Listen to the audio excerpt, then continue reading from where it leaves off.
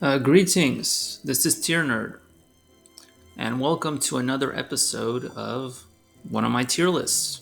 This time I will be tiering a bunch of Final Fantasy characters. Literally just about all of them, actually, from Final Fantasy 1 all the way through 15, although I can't really judge 15, I haven't played much of it. And Final Fantasy Tactics is missing, unfortunately. I'm borrowing someone else's tier list because I thought it was a pretty thorough one, better than most of the ones I've found. But it is missing Final Fantasy Tactics. So at some point, I'll probably, do my own or do maybe another tier list where I just add in anything that was missing here. So I'm gonna split this up into several videos because it's quite long.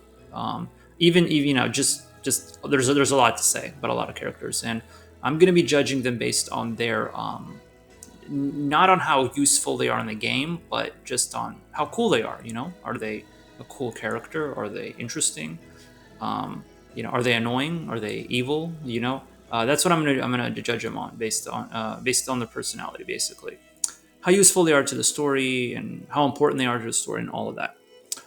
Um, Except for Final Fantasy One. Final Fantasy One, it has the jobs listed. I'm actually going to judge these 6 jobs based on their usefulness in the game because that's really the only way you can judge them. I'm going to judge them by their usefulness. Final Fantasy One characters. Then Final Fantasy Two and Three, I'll try to judge them as much as possible, but in the early Final Fantasies, the characters did not have much of a personality, so there isn't really too much for me to go off of in the Final Fantasy 2 and 3 games as well. Final Fantasy 4, that's when the characters actually start to have character, and there's a little more to judge on. But yeah, I'll try to do what I can for the first 3 games as well. So yeah, this is my tier list. So I'm just taking a break from Fire Emblem, all the Fire Emblem Iron Man game challenges I've been posting, and I think I'm gonna go back to tier lists for a while and post these and maybe come up with some random junk. I have a lot of crazy ideas. So yeah, let's start with Final Fantasy One. So first, I'm gonna judge the fighter class, which I consider really cool. The fighter class is very useful. It's high offense, high defense. It's kind of expensive. You need to buy a lot of equipment early on. Later in the game, that's not an issue because you're going to find everything in treasure chests. But early in the game, it's going to cost you a lot of money. But they're useful. High offense, high defense. This is what you want in your party. A good party would be something like 3 fighters and a red mage. That's what I've used before, and it's a great party. So fighter, that's like literally the main offensive class. Like you want one in your party for sure. You're suffering if you don't have one. Basically, you want a fighter. Red mage could be like the next best thing, but it's better to have a fighter. Yeah, so definitely, you definitely want one. If not one, like maybe like 2 or 3 even.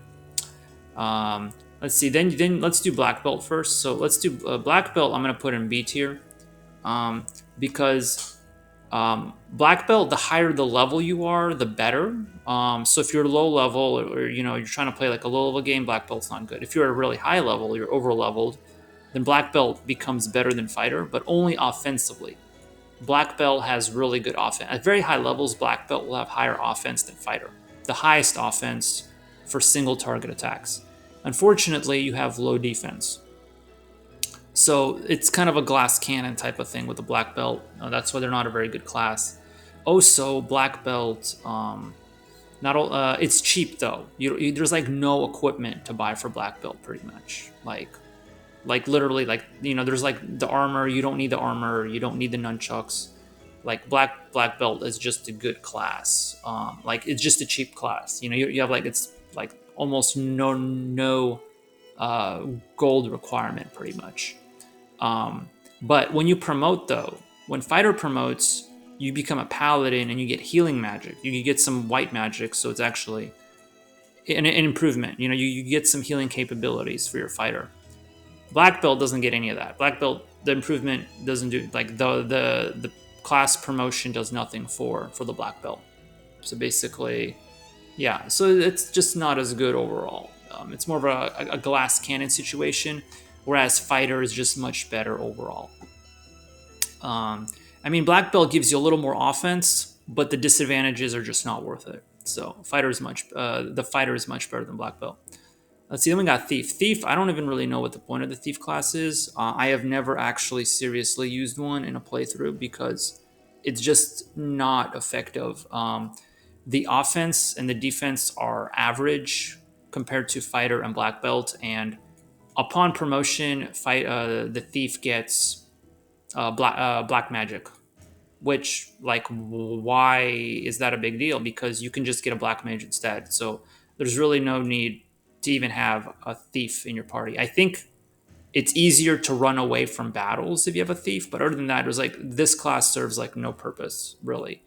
That's why I've never actually seriously used one in my party, because it just like black belt, you can at least make an argument for putting a black belt in your party. I don't really know if you can make an argument for putting a thief in your party.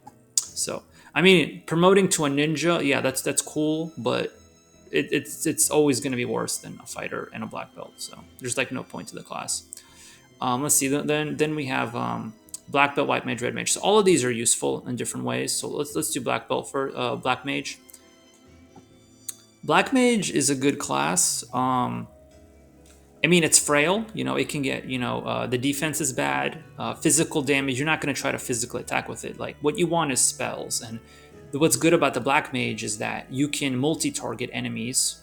So literally, like, so you want a black mage in your party pretty much, because it can multi-target enemies. Like, fighter is good, but fighter, you're only going to be hitting one enemy at a time.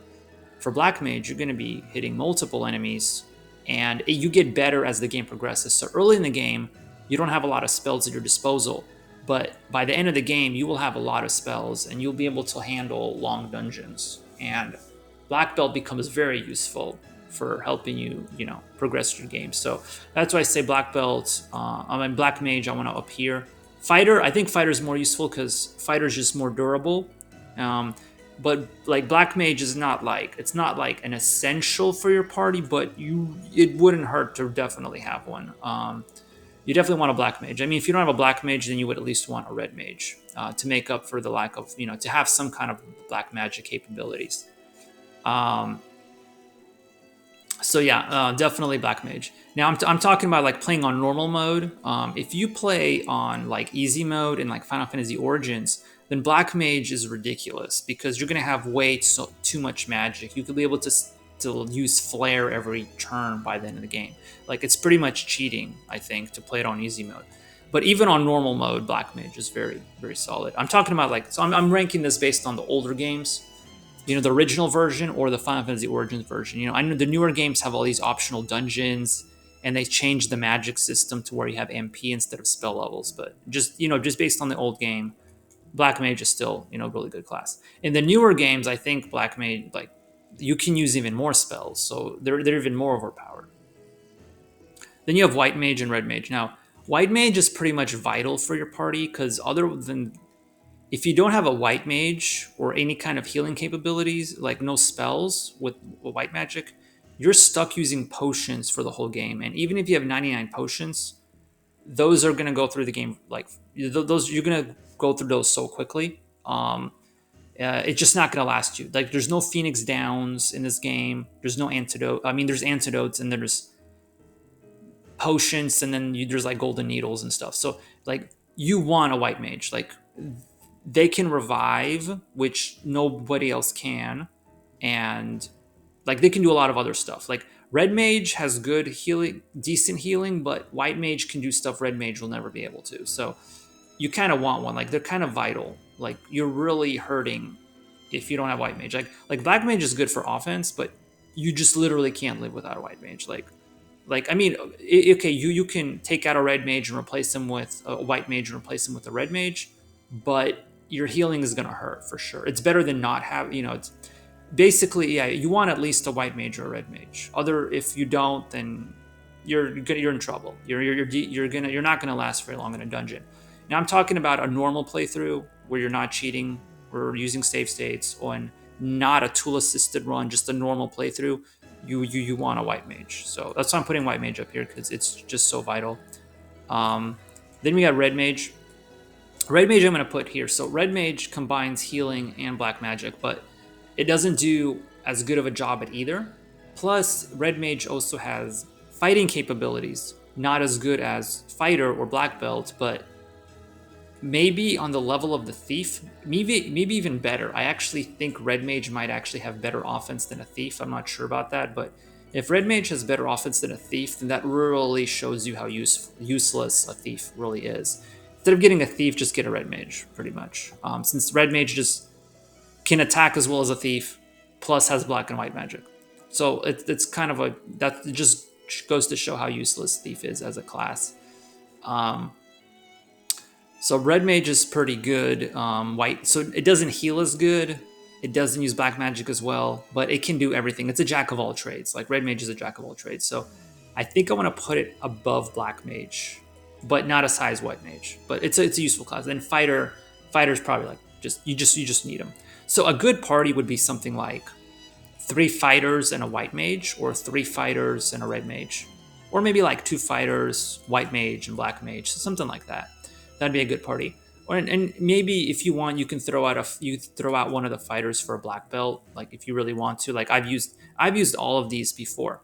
I have never put a thief in my party. Like I've played this game multiple times. I just don't really see the point, unless you just want some kind of challenge, or like, what some people do is they do a challenge of like 4 white mages or something. Like, people do stuff like that. I've never done anything crazy like try to beat the game with 1 white mage. That has also, I think that's also been done, trying to beat the game with just 1 white mage. But yeah, but thief, I just don't really know why you would, if you just play the game seriously, I don't know why you would ever put a thief in your party. So yeah, there you go. So this is kind of how I'd rank them based on their usefulness.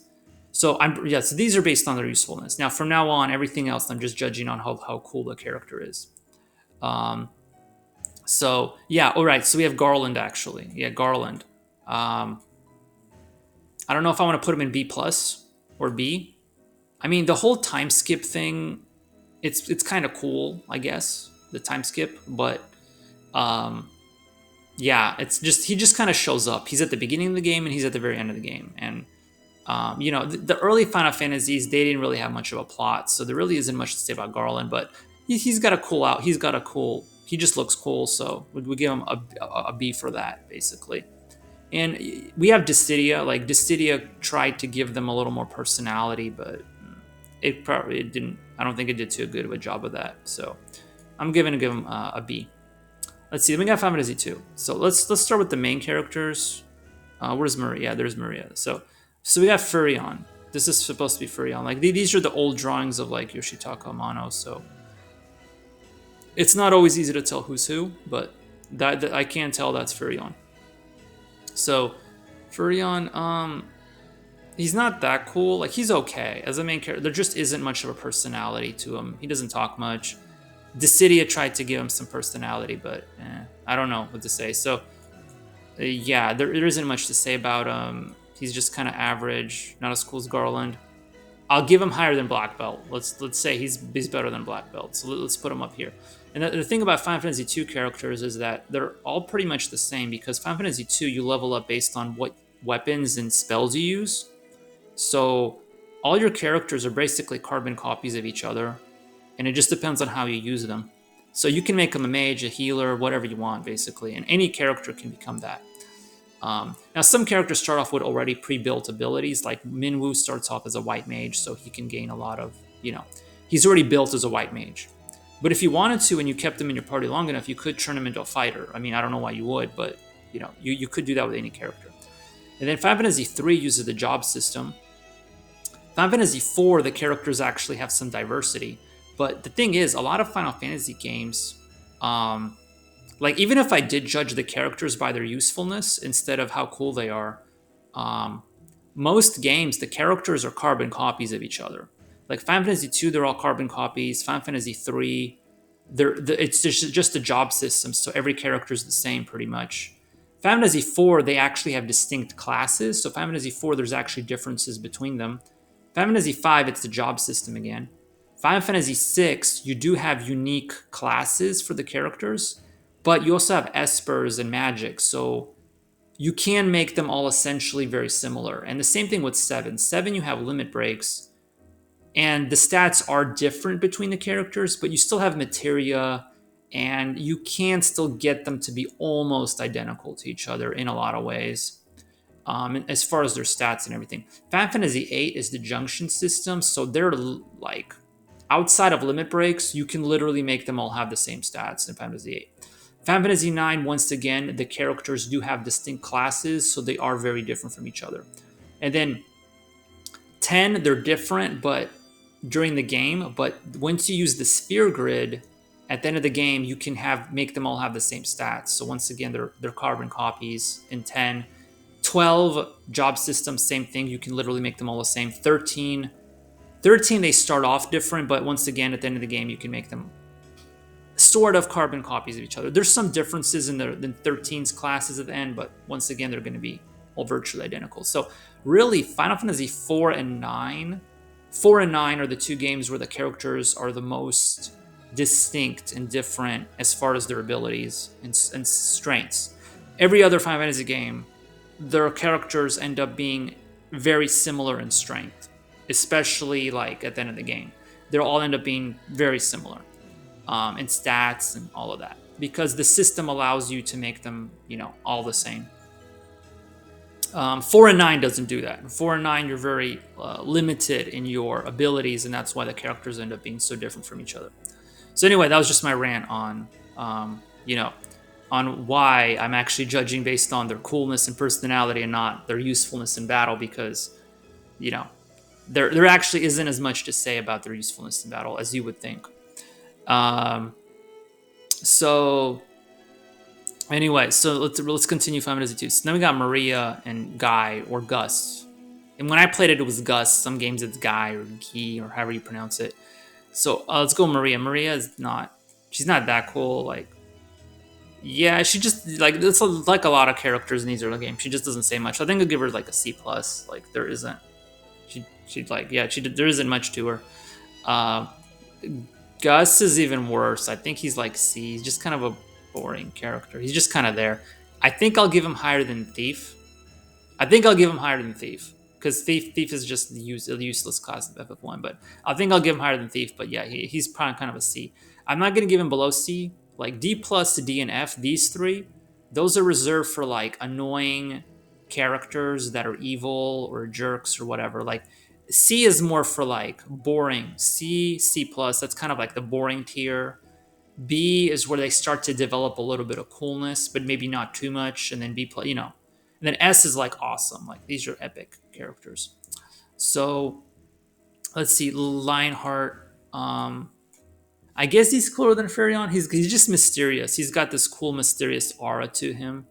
I don't know if is Garland cooler. I think I'll give Garland higher than Leonard because he's just missing the whole game and he just kind of shows up at the end. So, like he's got the cool, mysterious aura going for him. So I'll give him higher than Furion.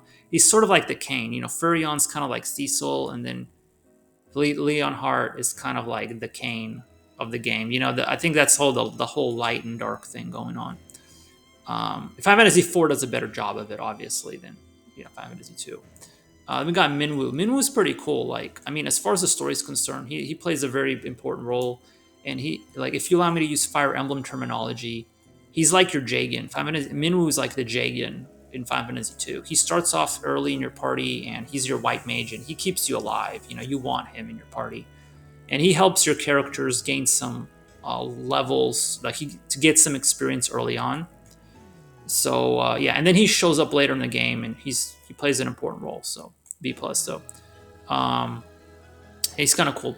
See, then we got let's do Joseph next. Joseph, he's kind of like Minwu in being important. He's not as useful to your party though, not as essential, but he does play an important role in the story. Probably not as cool or important as Minwu, but I think I'll give him a B+. Just for how important he is to the story. I don't know if he's cooler than Garland. I think I'll give him B+ just because he just acts very nobly. They're very noble characters. Minwu and Joseph, they have more personality than your main cast, to be honest. Let's see. Then who else do we have? Is this Scott? Yeah, Scott. I think. Yeah, he's basically he doesn't have much purpose in the story. He's just there. He just kind of there, and he just shows up, and then he just dies. Like he just dies like early in the game. So there isn't much to judge him on. I guess he's cooler than Gus. Like Maria. Like he's just not. There isn't much to judge him on. He's not that interesting or cool or anything. So maybe C plus. Um, yeah, maybe C plus. I think that's all I can judge him on. Like there isn't much to say. Gordon's a little more annoying. He gets cooler later in the story, but he's a little annoying. Maybe it's I don't think it's fair to give him D plus, but he does get better later, so I'll give him a C. But he's not a very cool character. Also starts with very bad stats and just isn't very helpful to your party overall. Um, so Gordon, I'll put him in C tier. Then we got Layla. Um, Layla, she's a pirate, doesn't have much use for your party. I guess she's cooler than Maria. She's got some personality, but not enough to put her like up here. Maybe. Basically, she's one of those characters like it's kind of hard to decide. Is she annoying or is she cool? There's some characters like that. It's actually very hard to decide where you want to put them. They're halfway between annoying and cool. So I think I'll put her in C tier. There isn't much to say about her. Um, then we got we got Garrett here, Gareth or Richard Highwind, depending on what game you play. Like I think the Origins version, I think it was like Gareth, and then later they changed his name. They changed his name in several versions of the game. So he's one of the cooler ones. He is the original Dragoon. Basically, he inspires Kane. Kane's design was inspired by his. He's the Dragoon, the original one. So he's pretty cool. He's very noble, just like Minwoo and Joseph. So I think I'll put him in B plus. Yeah, he's basic up there. Basically, he's noble like them. Plus, he just has a cool costume and everything. So Garrett, I think, deserves B plus for now. I might drop these later and change them because I don't know. I'm gonna have a lot of other characters maybe up here, and it's gonna get very competitive. So I don't know how long. I don't know if they're gonna stay in B plus. Because the later characters in the game, they have much more personality. So there's more to judge them on. Let's see. Then we got Emperor Palamisia. I don't really like the guy. He kind of gives me that Kefka vibe. He has more character development maybe than Garland, but Garland just looks cooler. Emperor Palamisi has that Kefka costume vibe. It just he just doesn't look very cool. It's very, very weird costume. So I think I'll give him like high C plus. I don't think he's gonna be in B. The costume is just ridiculous. So yeah, I think I'll give him C plus. Yeah, he's just basically like a lot of Final Fantasy villains. He's just evil. Like a lot of villains are like that. They're just evil for the purpose of being evil. They don't have any character development, none of that. And the earlier Final Fantasies especially didn't really develop their characters very much. So there isn't much to say. So yeah, let's see. Then we got, what is this guy? Borgin, I think. This guy's just one of those annoying, evil henchman minion bosses, like mid boss early in the game, and if I remember correctly, he's like responsible for Joseph's death, and he's just one of those evil guys, and he's just there and gone. So he's one of those annoying characters. So I think it's safe to put him in D tier. I don't really know what I would put in F tier. I don't think F tier is like I must absolutely despise this character. He's just really annoying, and just there isn't anything cool about him. So we're gonna put him in D tier. Let's see. Then we've got Empress Hilda. I think I'll put her in low B tier. Yeah, she doesn't have much develop. I mean, okay, she does have some development. She does play a crucial role in the story. I think it's just her costume design, especially this drawing, which is really weird. There's not a really good, just a very weird drawing. Like some of the Final Fantasy II drawings especially are just kind of odd. I don't know, is she cooler than Black Belt? I don't think she's cool as Black Belt, but I think I'll give her low B. Maybe it's not fair to put her in C plus, because she does have importance to the story actually, and so I think it's fair to put her in low B. Yeah, so I'll put her here lower in the B tier. Empress Hilda. Let's see. So apparently this is some character. I forget their name. It starts with D. He's some boss or side character from one of the optional dungeons in one of the Final Fantasy II remakes. So this isn't even someone from the original game. So I have no way to judge this person or whoever they are. So yeah. So yeah, they're not getting judged. So now we get to Final Fantasy 3. Now, Final Fantasy 3, I am not going to say very much about Final Fantasy 3. I can't judge Final Fantasy 3 very well, unfortunately. So every Final Fantasy game that I've played, I've beaten multiple times, except for Final Fantasy 3 and 15. 15 I just played a few hours of, and Type 0 I'm not going to judge either because I've played it like an hour of it maybe. Final Fantasy 1 and 2 I've played multiple times. 4 I've beaten so many times. 5, 6, all these Final Fantasies, a lot, like just about all of these, I've beaten multiple times, like easily 2 or 3 times. Final Fantasy 4 especially, I've beaten like, I don't know how many times I beat Final Fantasy 4. Like sometimes I would just, out of no, as a kid, I would just beat like, hey, I feel like playing Final Fantasy 4. I would start it and I'd beat it in like 2 days. Like I've done that so many, like as a kid, I would do that a lot. Like some of these games I just keep replaying. So Final Fantasy 4, I have no idea how many times I've beaten it. So Final Fantasy 3, though, I tried to play as a kid on NES, and I did not get very far. Maybe tried it a few times, like once or twice. I didn't beat it until many years later on the DS. So I have beaten the DS version of FF3 one time only. So I am less familiar with FF3 than with probably like just about any other Final Fantasy. I've played 3 the least.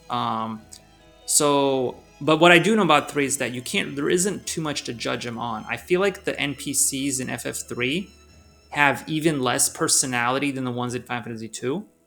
Or maybe about the same. Maybe I'm just saying that because I've only played it once, beaten it once. But like the main characters of FF3, there isn't much to say about them. They're just carbon copies of each other. They're just orphans. Like there's 4 orphans and with faces, and that's it. Like they hardly talk at all. There isn't anything to say about them. The Final Fantasy 2 cast, I feel like there's a little more I can say about them. These ones, there's nothing. In the original, they were just 4 orphans with just different colored sprites, and that was it. Like there isn't anything you can say about them. So I'm not going to judge them either. These NPCs, there's 3 of them here. There should be more, but I'm not going to judge them either. I don't remember the game well enough to judge them, so I can't really say much about them. And so there isn't really much to say. Like Final Fantasy 3, I'm just going to kind of like barely talk about. And yeah, I think one of them, I forget his name. His name starts with a D. I think he has a little more personality, but the others, there just isn't much to say about him in the story. They just say a few words maybe here and there. I don't know. I just feel like the Final Fantasy 2 ones, there was just more to say about them. So the only one I'm going to grade is probably Cloud of Darkness because she's the final boss. But anyway, I don't know where to rate her. I don't know. She's cooler than Hilda. Like she's basically evil. Like she's just the evil final boss. She's kind of like the Emperor basically. I mean, she has a cooler design than the Emperor, but there isn't much to say about her either. I don't know if I want to put her on Garland's level. I don't think it's fair to put her above Furion because there's just so much. Cloud of Darkness, is she cooler than the Black Belt? Maybe she's cooler than Black Belt. Let's give her more, she's cooler than Black Belt. She's a pretty strong boss. Like, I actually had to grind quite a bit to beat her. She was a tough one. Yeah, Final Fantasy 3 for DS was actually really easy. You just breeze through the whole game. And then when you get to the final dungeon, it's a really long final dungeon. You can't save. And then she's really tough. Like, she can do a lot of damage to you. And up until that point in the game, you didn't even have to grind or anything. So I had to level up quite a bit just to beat her. And that's it. Like, yeah, so I don't think, like, she's not as cool as Garland. But yeah, she's just kind of there for being evil. So that's it. Kind of a weird costume. I think they just made her into like a fan service boss, basically. So I think I'm going to rate her kind of around B-ish. Give her more credit than Black Belt, but not as much as the Furion and Lionheart and Garland. So I think this is how I'll rate them. This is probably going to change at some point as I keep adding more characters because some of these characters are really cool and they're going to be like up here in S and A plus, and there's going to be some A rank characters, and these guys might drop down a bit because yeah. So Borgin, yeah, Borgin's just indeed. There's going to be a few more down here. Probably the more annoying characters. I have a few ideas of who I'm going to put down here. Um, don't know if there's anyone bad enough to be F tier, but yeah, there's going to be some characters down here for sure. Yeah. See, the thing about the later characters, they have more personality, but because they have more personality, they can potentially be more annoying. These earlier characters, there wasn't much character development, but because there wasn't much character development, I can't say they're awful, basically. That's why these early game characters are going to be somewhere in the middle because they're not amazing, but they're not awful at the same time because when you're just a blank sprite with and you don't say anything and then there isn't much to judge you on. You can't that's why there's only Borgin, that's why he's in D. But these other ones, the other characters, I can't judge them too low. I can't judge them harshly. um, so yeah, these are the first three Final Fantasies that I've graded. These ones I'm gonna have to skip. So I'm skipping pretty much most of Final Fantasy 3. I can't say much about it. So I'm gonna cut it off now. The next video I'll probably do Final Fantasy 4 and 5. So this is gonna take me a few videos before I get to the end here. But yeah, it'll be a cool series. So once I grade all the Final Fantasy characters, and I'm gonna keep building on this tier list. So I'm gonna just keep adding and modifying this list. So you can see by the end it'll be this giant list. So I should do that for more often with my tier list. So yep, stay tuned. See you next time.